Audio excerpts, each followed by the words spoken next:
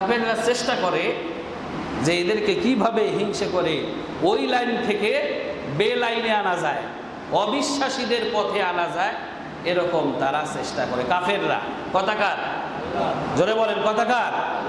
আল্লাহ রাব্বুল আলামিন বলেছেন, ওয়াদ্দা কাসীরুম মিন আহলিল কিতাবি লাউ ইয়ারুদ্দুনাকুম মিন বা'দি ঈমানিকুম কুফফারা হাসাদাম মিন ইনদি আনফুসিহিম মিন বা'দি মা তাবায়্যানা লাহুমুল হক।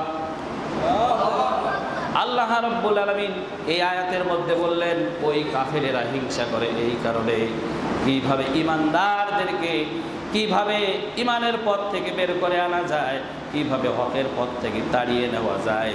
এই জন্য কাফেরেরা হকের পথ থেকে বের করে আনার জন্য তারা সর্বাত্মক মুসলমানদের ওপর হিংসা করে যায়। আমরা জানি গতানুগতিকভাবে আমাদের বিষয় ভিত্তিক আলোচনা রাখা হয়, বিষয় দেওয়া হয় আলোচনার শুরুতেই। এই আলোচনার আজকের আলোচনার বিষয় যেটা সেটা দেওয়া হয়েছে হিংসা ও অহংকার এবং বর্তমান প্রেক্ষাপট।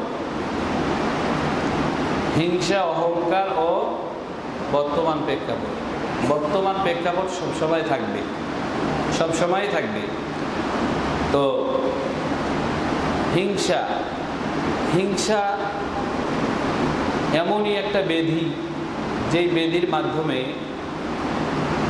এটা একটা ক্যান্সার বলা চলে। হিংসা মানুষের ভালো দেখতে পারে না, অনেকে ভালো দেখতে পারে না। যে একজন ভালো ব্যবসায়িক তার উপর হিংসা করে, ভালো জ্ঞানী গুণী তার উপর মানুষ হিংসা করে, এবং সমৃদ্ধশালী এবং প্রত্যেকটা কাজে সে ভালো ভালো দিকগুলো দেখলে পরে অনেকের কলিজার মধ্যে জ্বালা পোড়া হয়। কি বলেন, ঠিক কিনা? জ্বালা পোড়া শুরু হয়ে যায়, জ্বলে পড়ে ছাই হয়ে যায়। এটা হিংসা। এই হিংসা নামক ব্যাধি কারো কারো মনের মধ্যে দেখা যায় যে কষ্ট পায়, ওর কেন ভালো হয়, আমি যেভাবে সেভাবেই ওই চললে হইতো, ওর কেন ভালো হয়। এটা হিংসা। মনে মনে কষ্ট পায় এবং ধ্বংসের জন্য কি করে, কামনা করে, ওর জন্য ধ্বংস হয়। এমনকি যদি ধ্বংস হয়ে যায় তাহলে পরে এই লোকটা আনন্দিত হয়, খুশি হয় যে ধ্বংসপ্রাপ্ত হয়ে গেছে, মানে তার যে একটা চাওয়া সেটা পূরণ হয়ে গেছে, এই জন্য তারা আনন্দিত হয়। এজন্য হিংসা মারাত্মক একটা ব্যাধি, হিংসা করা যাবে না। রাসূল করিম সাল্লাল্লাহু আলাইহি ওয়াসাল্লাম বলেছেন, হিংসা এমনই একটা বিষয়, এমনই একটা জিনিস, যদি কোনো ব্যক্তি হিংসা করে, হিংসা করার মাধ্যমে তার যত ভালো নেক আমল আছে, ভালো আমলগুলো আল্লাহ রাব্বুল আলামিন ধূলিসাৎ করে দেয়। জোরে বলেন নাউজুবিল্লাহ। ভালো ভালো আমলগুলো নষ্ট হয়ে যায় হিংসার মাধ্যমে। যেমনইভাবে আগুন যেমন খড়কুটাকে পুড়িয়ে ছারখার করে দেয়, পুড়িয়ে দেয়, তেমনইভাবে যারা হিংসা করবে এই হিংসুকদের আমলগুলো, ভালো আমলগুলো আল্লাহ রাব্বুল আলামিন বিনষ্ট করে দেবে। নাউজুবিল্লাহ। তাহলে কি হিংসা করা যাবে? কথা বলেন, যাবে? হিংসা করা যাবে না। তবে হিংসা করলো কাদের প্রতি? হিংসা করা যাবে কাদের প্রতি? কাফির, বেঈমান, মুনাফিক, যারা বেদাতি, ইসলাম বিদ্বেষী, যাদের কথার মাধ্যমে ইসলামের বিনষ্ট হয়ে যায়, ইসলামের ক্ষতি হয়ে যায়, এই লোকটার ওপর শুধুমাত্র হিংসা করা যাবে। সুবহানাল্লাহ। এই লোকটার ওপর হিংসা করা যাবে যাদের দ্বারা ইসলামের ক্ষতি হয়, বেদাতি কাজ হয়, কাফের, বেঈমান, তাদের উপর হিংসা করা যাবে। শুধু জায়েজ এটা না, বরং উত্তম। সুবহানাল্লাহ। কেননা ইসলামের ক্ষতি হচ্ছে তাদের দ্বারা, এজন্য তাদের উপর হিংসা করা জায়েজ আছে। এজন্য হিংসুকের অনিষ্ট থেকে আল্লাহ রাব্বুল আলামিনের কাছে আশ্রয় চাইতে হবে। হিংসুক এমনই একটা ব্যাধি, হিংসা এমনই একটা ব্যাধি, আল্লাহ রাব্বুল আলামিনের কাছে ওই হিংসুক ব্যক্তিদের কাছ থেকে অনিষ্ট আল্লাহর কাছে প্রার্থনা করতে হবে।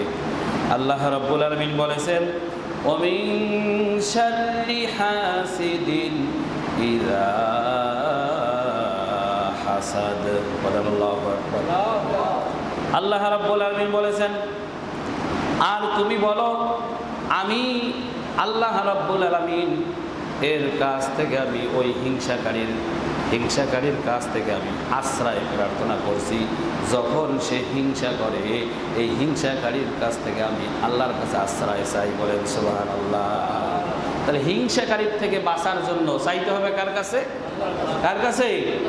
যখন হিংসা করে, এই হিংসুকের কাছ থেকে বাঁচার জন্য আল্লাহর কাছে আশ্রয় চাইতে হবে যে আল্লাহ আমাকে হিংসার থেকে বাঁচাও যখন সে হিংসা করে।